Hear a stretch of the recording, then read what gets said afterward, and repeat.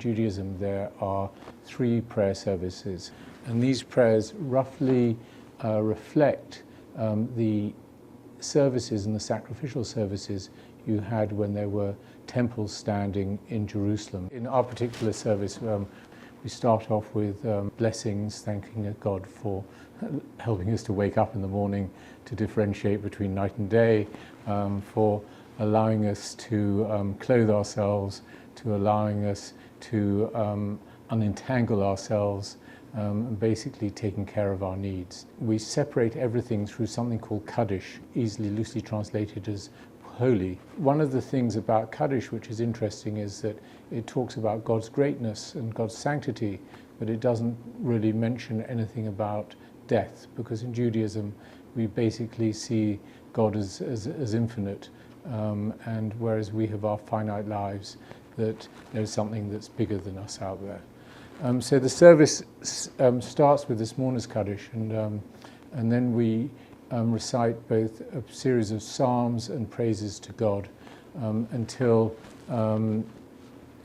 we get up to a point in the service where we recite the Song of Moses, which he sang after Jewish people were delivered from Pharaoh and they'd crossed the Red Sea, or the Sea of Reeds. And then there's another Kaddish. The leader will say the words Baruch et Hashem Hamvarah, which means bless the Lord, the Blessed One. And then the congregation reply Baruch Hashem Hamvarah Leolam Va'ed, which means bless the Lord, the Blessed One, forever and all time. And then we get into the meat of the service. We go through several prayers, and we arrive at Shema Yisrael, which arguably is not a prayer. It's taken directly from Deuteronomy chapter 6, and it contains 3 very distinct paragraphs. The first paragraph is a paragraph of praise, thanking God for God's creation and praising God.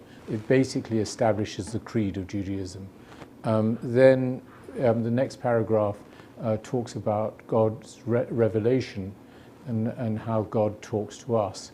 And the third paragraph talks about the redemption from Egypt, as well as the potential for final redemption one day when we all learn that in fact there is one God in this world, and our eyes are opened not to God being a maybe, but to God being an absolutely. After the Shema, we head into a portion of the service which is called the Shemona Esrei, or the Amida, which is 18 blessings as translated, but 19 blessings in actuality. And those are really personal petitions. Then we say psalms, which are the psalms of the day, different psalms for Sunday, which is the first day of the week, until the Shabbos, the Shabbat, which is Saturday, which is the 7th day of the week. We put on these phylacteries, we call them tefillin. What one set is on our heads, and the other set is on our arms. And both of the boxes contain these words of the Shema. It's commanded of us to wear them as a sign on our hand and as an emblem, as a sign between our eyes. And so that is the commandment, and that is why those boxes are worn in the morning. We sing praises to God, which is really us talking to God, and then through the Torah and learning both Bible studies and learning the Talmud, which is the unwritten Torah, and everything else that has come down through the centuries towards us.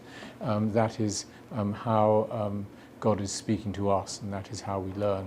And eventually this will lead to a final redemption for the Jewish people and for indeed all mankind.